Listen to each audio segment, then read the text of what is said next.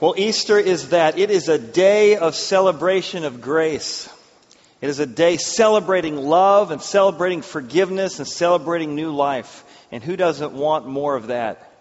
It's also a reminder when death seems like it's won, when the darkness seems the darkest, light can still pierce in and bring hope and new beginnings. I don't know if you're a morning person or not, but maybe you've been down to Florida.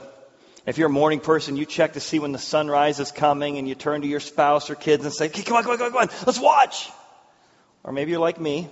You only do that when you're out west, and 6 a.m. feels like 9 a.m., and you say, honey, come here. And you're like, ready, 3, coming up over the mountains, 2, 1. Here comes the sun.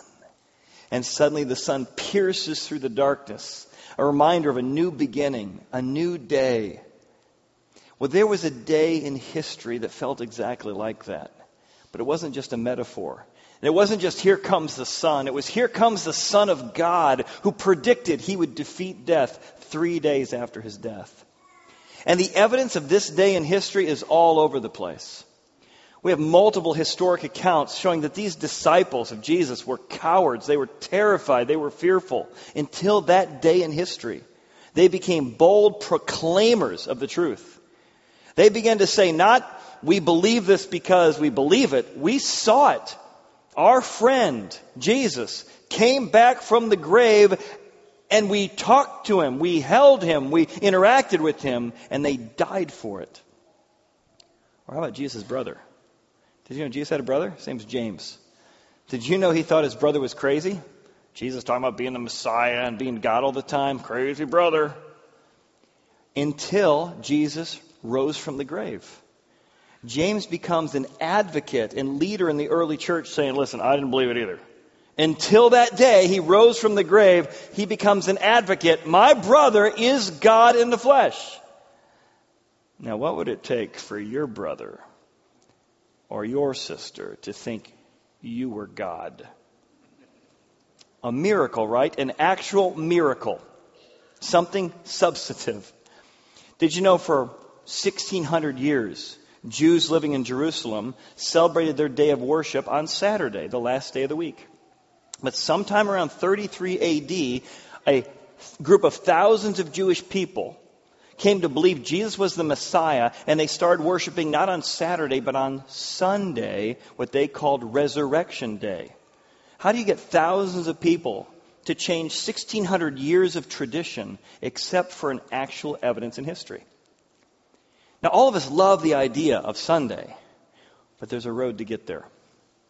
And it's a countdown from Friday to Saturday to Sunday. So let's start on Friday. See, we call it Good Friday, but if you had been there, it didn't feel particularly good. Why is that? Well, Good Friday was known as Good Friday, and Jesus had called 3 years earlier a man named Peter. And Peter's not some fictitious character like Dora the Explorer or Luke Skywalker. He's an actual historic character who lived and fished right here on the Sea of Galilee. Archaeologists have dug down and they have found what they believe to be, with quite a bit of certainty, the actual home of the Apostle Peter. He was a very, very successful fisherman. There's a church that's built right on top of it. It looks like an octagon there. But this is Peter's home. And it was massive, right on the Sea of Galilee. Business is going well. He's married. Marriage is going well. His house is so large, Jesus and 12 disciples can stay there. He is on the fast track. This new king, bringing a new kingdom, is going to take over, he believes, the Greeks and Romans, and he's the right-hand man of the King of Kings. How could this guy be having a bad Friday? Well, over the next 3 years, Jesus begins to describe something different than what they think.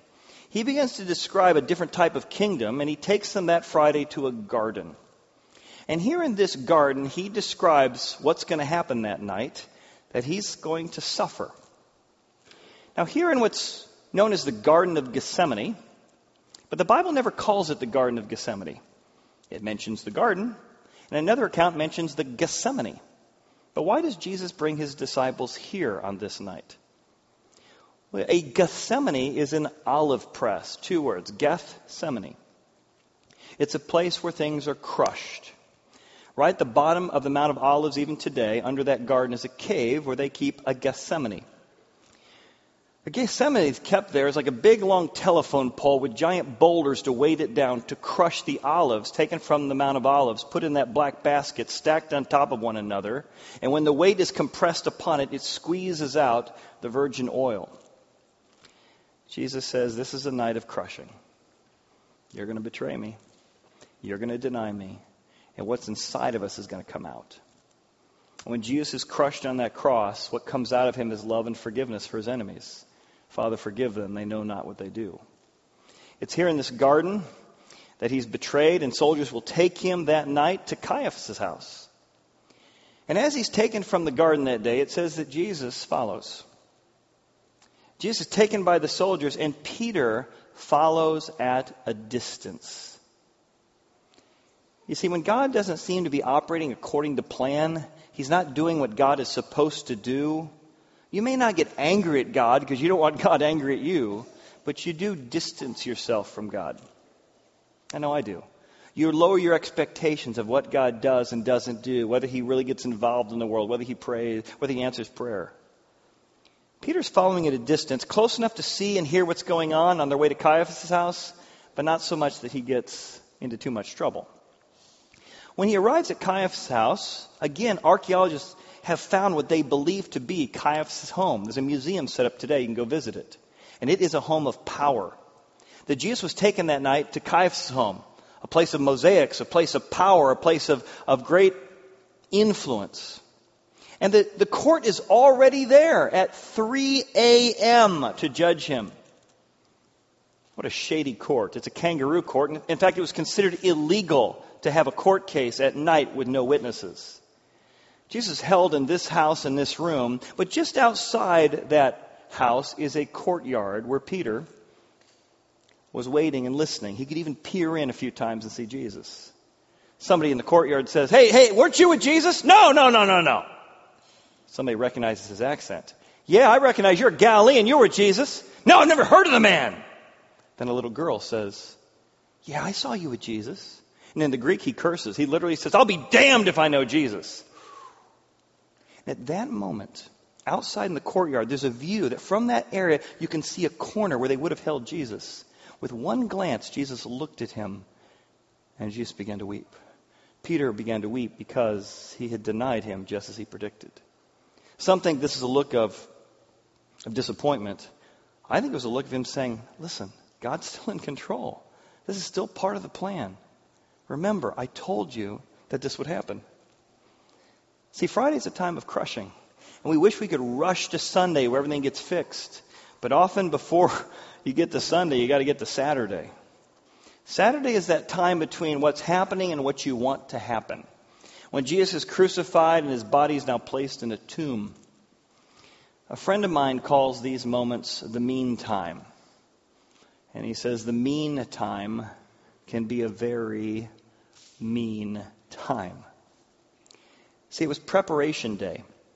On preparation day, they came and they saw Jesus' body was laid in a tomb. And it says they observed the tomb. Saturdays don't always last for just 24 hours. Sometimes there's a Saturday experience in your marriage that lasts for months. Or in your career, or between you and a son or daughter. And you just find yourself staring at a tomb. Sometimes it's a literal tomb. I can't believe God let someone pass away.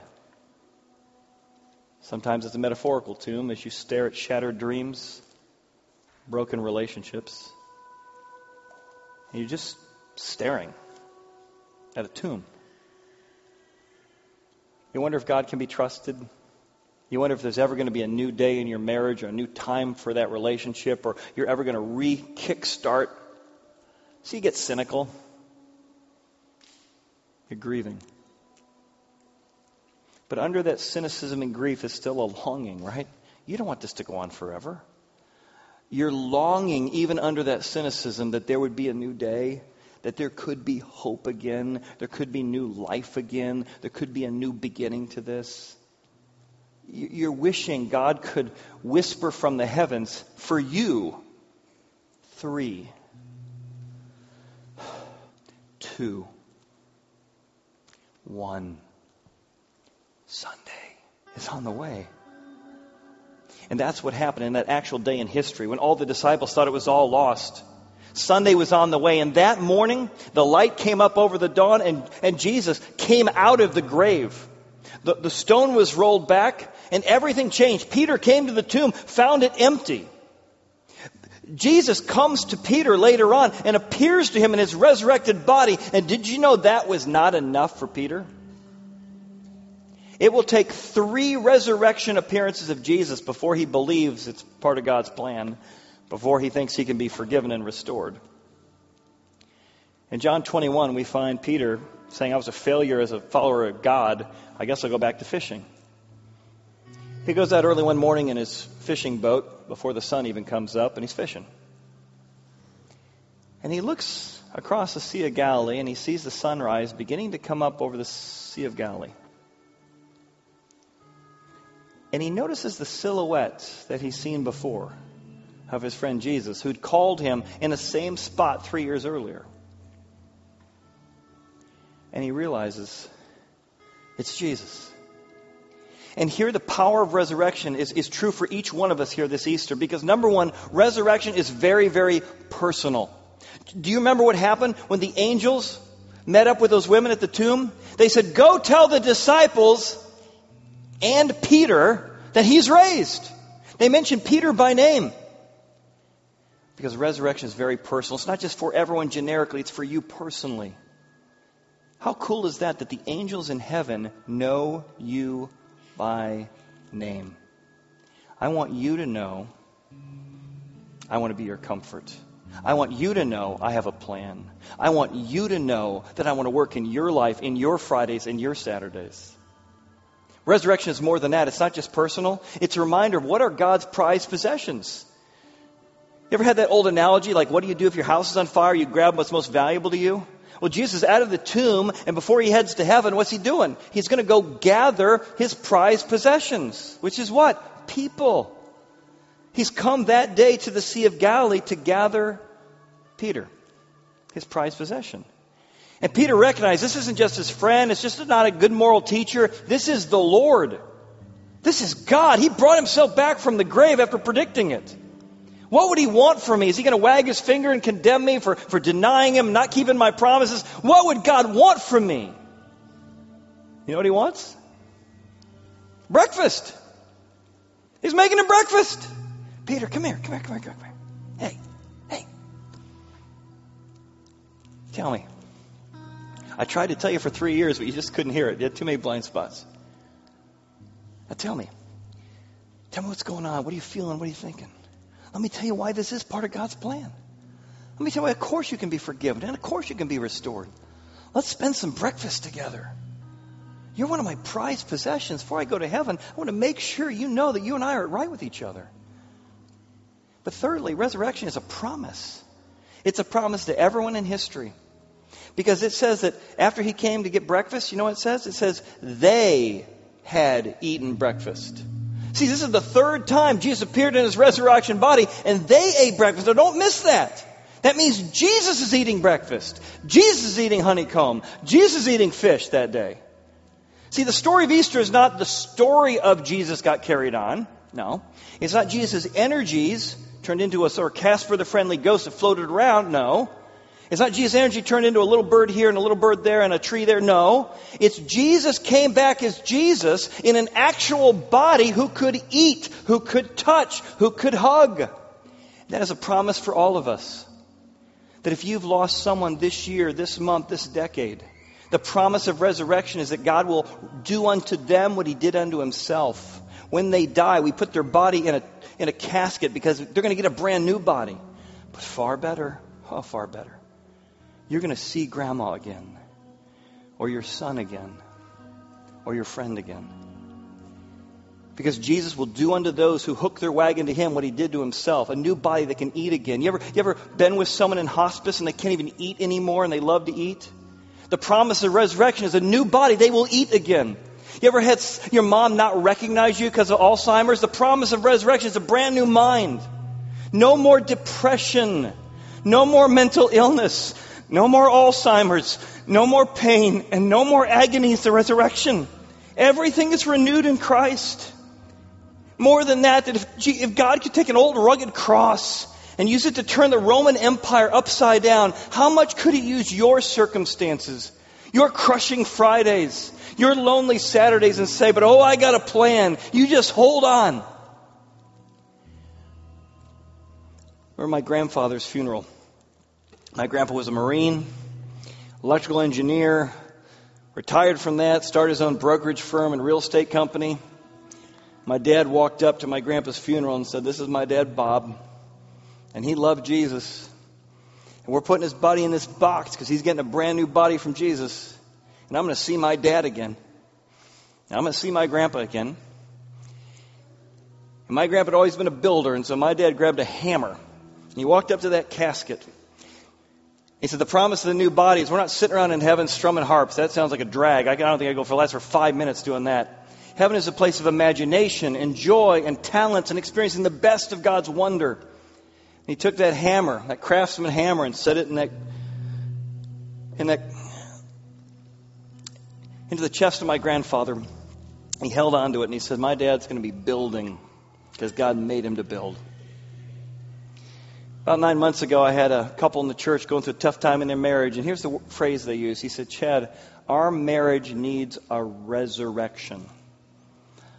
Counseling's not wrong, but we don't need just counseling. We don't just need more chances. We need a resurrection of life. I circled back about a month ago. I said, have you been praying for that resurrection? He says, we have. And God is breathing patience where we didn't have patience for each other. God's breathing love where we thought love had died. Our marriage is in such a different place because His power is flowing through it. May this be your Easter. That actual day in history transforms you. That you take your Sunday into Monday and you see that when things are darkest, there is still hope. God can bring life into anything. And when you are lost, when you think hope is lost, you can reach out and hold Him. And know that God will make a way because He made a way 2,000 years ago.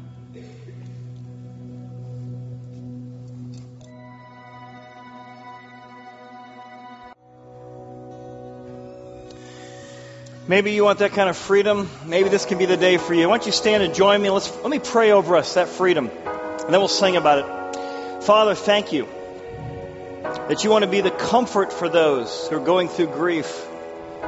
You want to be the freedom for those who've been entrapped by their own appetites. God, you want to be the hope and love because you came and you defanged death. You defeated it when all was lost. For every heart that's longing for freedom today, we ask your Spirit comes into those hearts right here and right now. And we sing of the victory that you had when you raised your Son from the dead to give us hope and life. Amen.